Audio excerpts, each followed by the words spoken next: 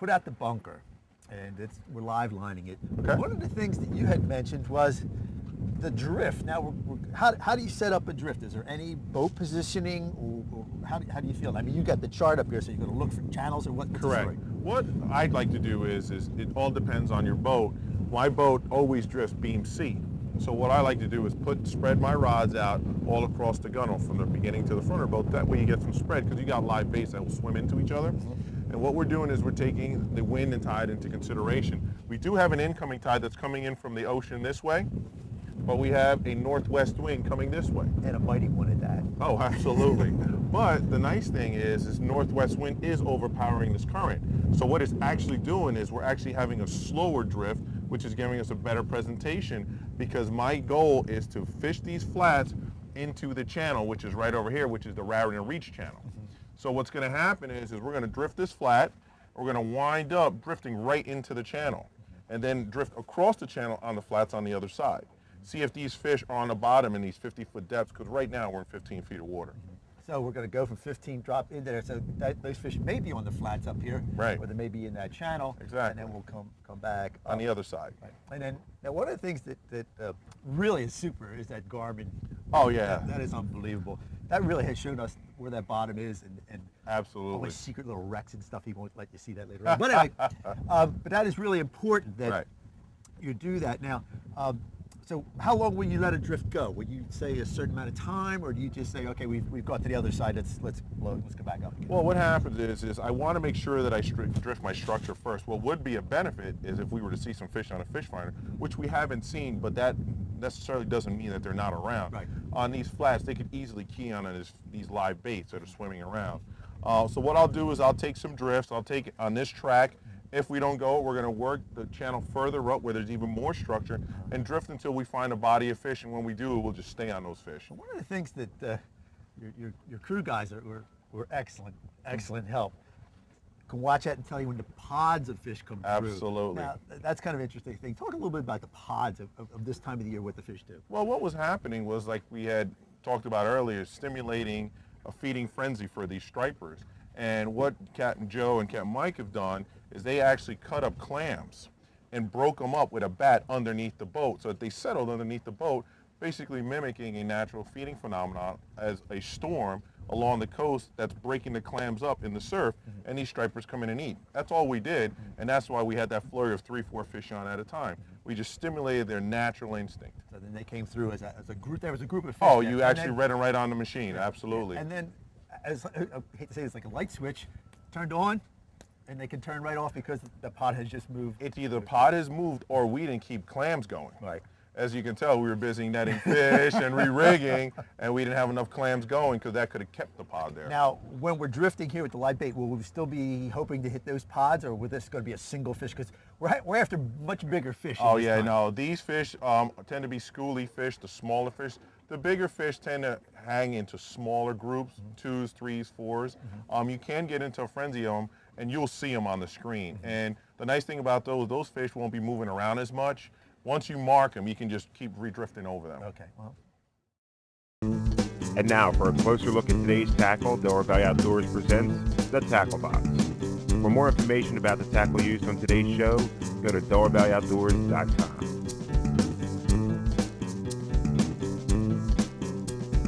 All right, we're here at the Tackle Box, Fred, and with the Tackle Box, just want to go over stuff that we're doing, we're using, and maybe a few tips and stuff like that. Sure. The first time we went out today, we went clamming. Now explain clamming, not claiming that we were catching clams, but a clam rod. What are we talking about here? Well, clam rod, what you want is an outfit that gives you a terminal gear that has a circle hook for conservation. I like to use 3, 4, 5 circle hooks depending on the kind of bait that I'm using. We have it with a fish finder rig. That way the fish can pick up the bait without feeling any tension. We also want a reel that has capacity of a lot of braid. I like to use braid line because you can get away with less sinker. It cuts through the current or the tide a lot better than mono will. And you can also feel the bite if the fish aren't really committing. and they're just picking and mouthing the bait, you can really feel With and that see less the bite. stretch in there, and you Absolutely. can really do it. Absolutely. And you like that combination. Oh, now you have a leader here too. Now, what kind is that? Fluorocarbon? Or I just use mono? 30-pound fluorocarbon. Always use fluorocarbon. I'm just a big proponent on it as far as the abrasion resistance and also its properties in the water. Talk about a little bit of abrasion resistance too, because we're going over chopped up clams. We were fishing off a wreck, so you should use that braid when you're out there. I mean, it'll save you that break off that you might lose that big fish. Yeah, specifically the leader, especially the terminal gear, that 3 feet of leader, exactly where your bait is, like you mentioned, on those mussel beds, a wreck, where you're going to need that abrasion resistance. As far as the rod and reel, I use the Shimano Convergence rod. It's a nice little rod, gives you a lot of action, and then a reel, again, just a nice little reel that can handle the braid. One of the things that I liked about this is that you can use this, you're not going to get tired out. It's not a real heavy rod. Exactly. Now let's talk about this rod here, which is a lot of fun to use today. Oh, absolutely.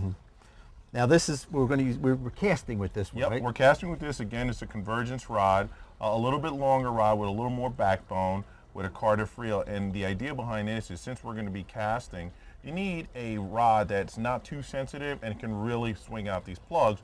We're using these bomber plugs fishing on the sod banks, and it really works on these sod banks because you're basically mimicking what you do in freshwater. Casting the structure, you need good cast, a rod that can really cast the lure out. Nice, sensitive, but not too much, with a little bit of backbone. One thing I liked about these rods, too, the Shimano rods, that you can really drive that plug. Oh yeah. You can drive that plug. And the thing, you know, a lot of people talk about, I mean, you're out there with fishing, but you got to have some backbone here, because you know, you're going to catch that 15, 20, 25 pound fish. Oh, absolutely. Very possibly. Absolutely. And you're going to need something that really can hold that fish, because if you got something that's too weak, you're just not going to, you're just not going to make it. All right, let me just jump up here and get the next one. Now we're going into some beefy sticks here. Now we're getting to the big stuff now. Okay, now what do we have here? Here we have a Talus, Shimano Talus rod with a TLD 15 reel. We have this loaded up with Gamma line, usually 20 to 30 pound test. And I also like to use, again, Gamma fluorocarbon leader. Now we're stepping up the base because we're using live bunker, whole live bunker. And what I like to use is a bigger circle hook. If you've noticed, these are 60780 circle hooks. Right, they're the big ones. You got it. Okay, again, now this is the troll. This is live lining. We were live lining with these. Correct. Again, you got to have something, because we were using what, 10 ounces of weight on there to keep 10 ounces of weight to pin those bunkers down, because these are 1 to 2 pound menhaden bunker. Right. So they're a big, big bait. And you want them pinned down because the stripers are going to be feeding on the bottom surface of the column. Right. So you don't want maybe a 6 ounce or something like that, because they'll just pull it right up to the top. Absolutely. And you don't want a fish finder also, because what will happen is the bunker will go up to the surface and your sinker will still be on the bottom. And this is Gamma line. Yes. What pound test do you kind of, generally speaking? I like to use between 20 and 30 pound Gamma line. 20 for my live line purposes and 30 when I'm trolling. Okay, speaking of trolling, let's go to this one right here. Now this one here is our trolling rod. Yeah, this is our trolling rod, absolutely. Okay, again, we just put those in the cleats in the back here. Correct. And we were using, were we using bombers today, or were they? Today we're using stretch plugs, stretch 25s. Okay. In a chartreuse color and also a herring color. Okay, now when you say stretch 25, explain that to our viewers. If you can pass me that little plug, I can show you. These lures are designed specifically to dive at predetermined depth because of the lip. Okay. So these actually are stretch 25. So what they're going to do is, on their own, they're designed to dive down 25 feet. So now chartreuse, I mean, pretty much color, you like chartreuse and the regular color. Yes, of the bait. I like chartreuse because it's just easier for the fish to see that bait if the water is stained or dingy in any way. And also, you also want a lure that's going to have good action, and these stretch plugs really do a nice job of giving They do, and you can feel that bill on here that has a little bit of abrasion on it, so it's been getting down there and hitting. And that's one thing you do. You really want that movement. One of the things that we caught fish on these today, again, was that color, that chartreuse, because we had different colors out, and once they started hitting the chartreuse, we changed over. Well, it was amazing. You know, we saw the Gannis dive bombing down on a herring, and we had silver and black, blue and black, which is similar to a herring, but they wanted the green. They wanted that green. And again, the rod here is a much beefier rod than you would have. Yes, this is a Talus rod, 20 to 40 pound test rated rod with a Shimano TLD 15. And one of the things that I really like about this thing is how you can set for the drag on this thing so that they can just